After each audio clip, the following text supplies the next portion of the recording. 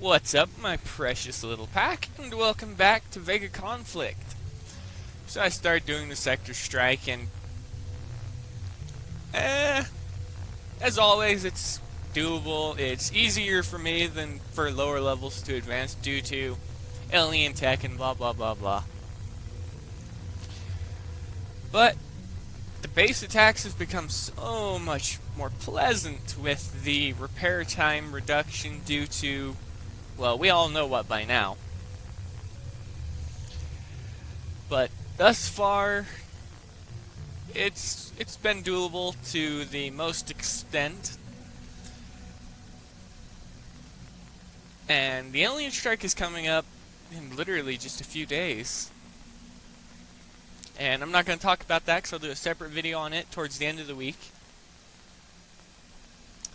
But as I promised yesterday, some gameplay of the sector strike, and my natural target is 55. Out of just about any fleet that involves something that's non-Xeno, it's always a level 55, because that is the balance that I have found where you get good credits for lower repair time no matter what ships you have. If you can fly them right, you're good. Fire will. I'll show you what I mean. You can do this with lower level carrier and stuff too, and most of you probably have battleships, whereas I use cruisers for a separate reason, which I will not state. But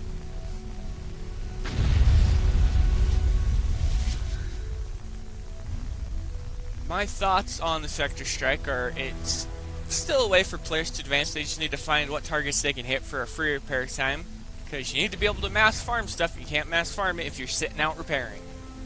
And I'm not going to tell you to coin something back because I don't coin anything. I don't put money into the game. I use what the game gave me. Which is only about $1.20 a month. Engines online. En route. Cruiser. On my way.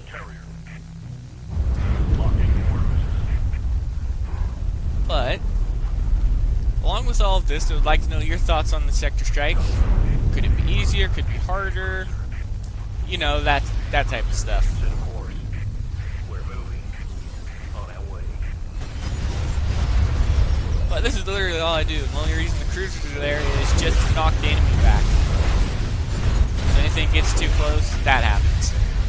They outrange most of everything with the exception of the battleships. And the battleships, they usually don't last as soon as their escorts are gone, which are the cruisers. They usually fall fairly quickly.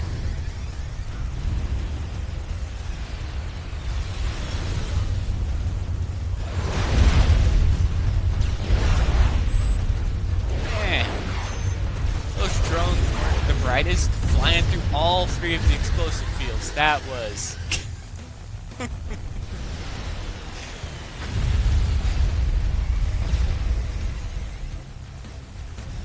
But at the end of this video, before I leave, I'll do my quick thoughts and what I would recommend unlocking prize-wise.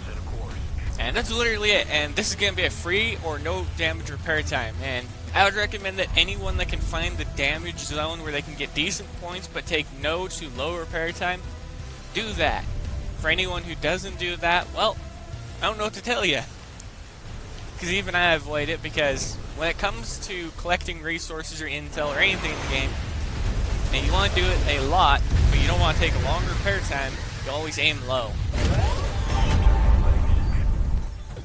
And I was just a few minutes before I started this recording, I was saying something about chat being almost dead. Well, I've been logged in for how long now? Over 40 minutes. This is all that's been said in this chat. In sector chat. Here's what's been said in planet chat. Oh yeah, nothing. No one's there. The game is... it's a bit too quiet, to say the least. It's just a bit too quiet.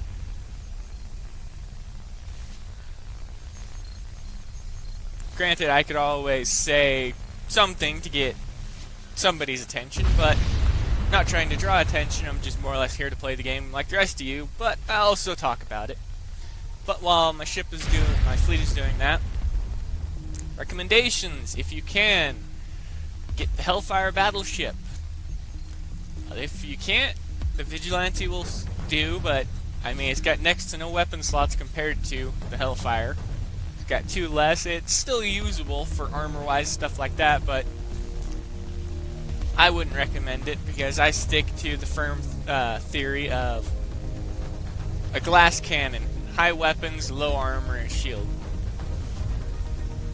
But even glass cannons have a little bit of armor under them so that they don't just get broken instantaneously in my case. Next up, you don't need the skirmish armor because it's only for Iron Star unless you have the Fraser carrier and that's your top carrier, or if you already have the battleship or something, you're just looking at armor to them. And I can recommend it due to the resistance natural to energy and explosives. It's not as good as it could be, but better than nothing. Again, I never used the bayonet missile turret and stuff like that. I have no idea what the brimstone torpedo is capable of. This is just a joke because I don't see why a battleship would need to fire on so many different targets, because that would only reduce its damage per second against a single target. So, you know, destroy a single target in one quick volley. It would instead take 6 volleys because it would be firing at 6 separate ships. So, one less star on both sides of the 12. But that makes little sense to me. The major thing I would recommend collecting would be the resources at the bottom. They're the most small amount that you're ever going to see. For a high level, for a low level, they're going to be just fine. But the main thing is Hellfire battleship, even though there's no infernal weapons or anything for it in here.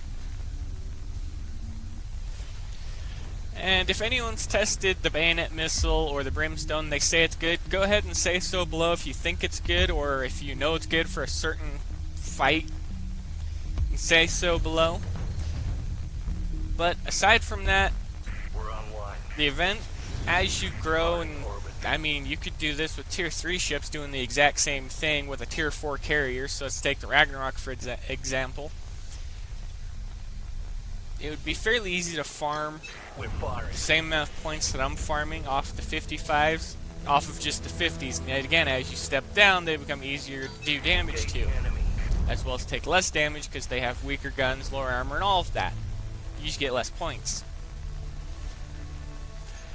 But like I said, find the targets that you can hit easily and get low repair time but get decent points for, because that is one way to advance quickly in the game, provided you have the time, which is another problem. I can sit around for an hour twice a day and play the game before I go off to record another game or go off to play a separate game entirely. And I did say I got bored in the game a while back, and I said it before recently as well. But just because I'm bored with the game doesn't mean I'm going to leave the game. No. If I'm bored with the game, I'll simply step out of the game, play another game, then come back to the game.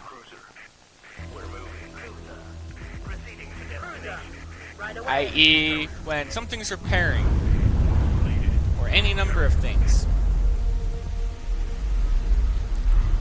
But I'm going to finish up this attack and then leave the video here. What are your thoughts on the sector strike for any of you who are still advancing? And for any of you who are just having trouble, I do apologize if this video doesn't help you much, but I'll step into the lower tier as my low-level fleets are built up the way that I need them to be. But other than that, refitting, knowing how to fit your ships is also very important. And I'll touch on that in a separate video, because I feel like this will run on too long if I say too much about that. And, well, that's about all I can say, because there's not much going on in-game, and as I showed you, Sector Chat, which 3 months ago when I logged in, it would be almost 8 times as long as that within 20 minutes. I've been in for basically 40 minutes, essentially, at this point, and there was hardly anyone in it. The planet chat was always the same. I could always log in, there would always be people on the planet. Well, chatting in the planet, but that doesn't seem to be the case anymore. And I noticed that a few people from my own planet that were just lone wolf players, i.e. they don't have a clan, they're just gone, they disappeared, they're no longer in the game, so it's sad to look at the game that I've played for less than a year, 2 years technically if you count count the like half a month that I played before I kind of disappeared, went off to do other things because of a bug. But as you can see, I'm easily, and I started farming today, literally 15 or 20 minutes before I did this video, and this is what I'm already up to. So I've only been farming in total for about an hour. And I usually do this about 2 hours a day, split up into hour intervals, and I'm getting towards that hour now. But that's going to be about it. Okay. What I would like to hear from all of you, what are your thoughts on VEGA in general? What could fix the game? Basic stuff that I've asked before. And what are your thoughts on the sector strike?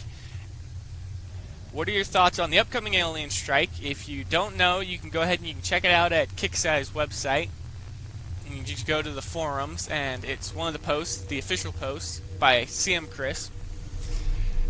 And let me know what you think of its setup for the fleet types that we're allowed to hit. I didn't say anything below level 50, so you have to hit level 16 above, which is low for me because lately I've been aiming in the 80s during alien-related events. But let me know about that, and let me know... Actually, let's do a player call. I don't want you guys to start listing off player names, but just try and guess how many people are in each sector, and then just do a rough estimate of the sector you're in. So wherever you're at, just go ahead and say where you're at and how many people are there. I want to see how many people are left in the player base. We're ready. But that's going to be it, everybody. If you liked the video, feel free to leave a like, comment, subscribe. It really helps. And as always, I will see you later.